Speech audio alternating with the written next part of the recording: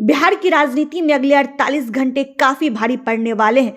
जिस तरह से अचानक बिहार की राजनीतिक सरगर्मी बढ़ी है, दिल्ली से लेकर पटना तक सियासी सरगर्मी तेज हो गई है। ऐसे में सवालों का दौर शुरू हो गया है कि अगले 48 घंटे में क्या सत्ता परिवर्तन होगा? मुख्यमंत्री नीतीश कुमार क्या फिर से मारेंगे पलटी? बीजेपी का दामन थाम लेंगे? बिहार में महागठबंधन की सरकार क्या टूट जाएगी? मुख्यमंत्री नीतीश कुमार लालू प्रसाद यादव और तेजस्वी यादव का साथ छोड़ देंगे? देखिए, बिहार के सियासी घटनाक्रम के बीच गुरुवार को दिन में जहां एक तरफ मुख्यमंत्री नीतीश कुमार के आवास एक अन्य मार्ग पर जदयू के वरिष्ठ नेताओं के साथ आपात बैठक, तो राबड़ी आवास पर लालू प्रसाद यादव आरजेडी नेताओं के साथ बैठक, तो वहीं दूसरी तरफ रात में दिल्ली में बीजेपी नेताओं की बैठक। वहीं अमित शाह के बुलावे पर बीजेपी के प्रदेश अध्यक्ष सम्राट चौधरी भी दिल्ली रवाना हो गए। लेकिन सबसे गौर करने वाली बात यह है कि जिस फ्लाइट से सम्राट चौधरी गए, उसी फ्लाइट से नीतीश के करीबी केसी त्यागी भी दिल्ली रवाना हुए।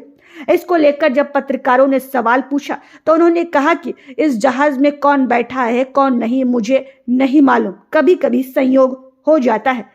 बता दें, बिहार की राजनीति में अचानक से हलचल तेज होना और कयासबाजी को हवा तब लगी जब मुख्यमंत्री नीतीश कुमार मंगलवार को अचानक राज्यपाल राजेंद्र विश्वनाथ आर्लेकर से मुलाकात करने पहुंचे और उनकी यह मुलाकात तकरीबन 40 मिनट तक हुई, जिसके बाद से ही राजनीतिक कयासबाजी को हवा दी।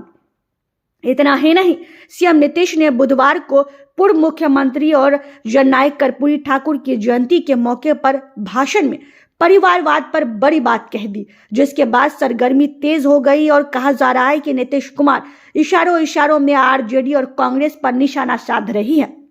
वहीं बिहार में जारी अटकलों के दौर को उस समय ज्यादा हवा मिल गई जब आरजेडी सुप्रीमो लालू प्रसाद यादव की बेटी रोहिणी आचार्य ने गुरुवार को अपने एक्स अकाउंट पर एक के बाद एक 3 पोस्ट किए, जिनसे बिहार की सियासत में हंगामा मच गया। हालांकि कुछ ही देर में रोहिणी ने अपने पोस्ट को डिलीट कर दिया, लेकिन रोहिणी की इस पोस्ट को अप्रत्यक्ष रूप से सीएम नीतीश कुमार पर निशाना के रूप में देखा जा रहा है। रोहिणी ने एक्स पर 3 पोस्ट किए और कहा, समाजवादी पुरोधा होने का करता वही दावा है, हवाओं की तरह बदलती जिनकी विचारधारा है। अपनी अगली पोस्ट में रोहिणी लिखती है कि खींच जताए क्या होगा, जब हुआ न कोई अपना योग्य विधि का विधान कौन टाले, जब खुद की नीयत में ही हो खोट। इसके अलावा अपनी अगली पोस्ट में रोहिणी ने लिखा, अक्सर कुछ लोग नहीं देख पाते हैं अपनी कमियां, लेकिन किसी दूसरे पर कीचड़ उछालने को करते रहते हैं बदतमीजियां। वही रोहिणी आचार्य ने इस पोस्ट को जोड़ा जा रहा है, बिना नाम लिए नीतीश कुमार पर निशाना साधा है।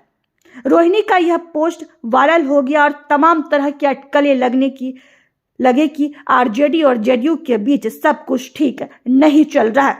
देखिए, बिहार की राजनीति में उठापटक का दौर चल रहा है, सियासी पारा चढ़ा हुआ है। सियासी गलियारों में इस बात की चर्चा जोरों पर है कि नीतीश कुमार कुछ बड़ा फैसला लेने वाले हैं।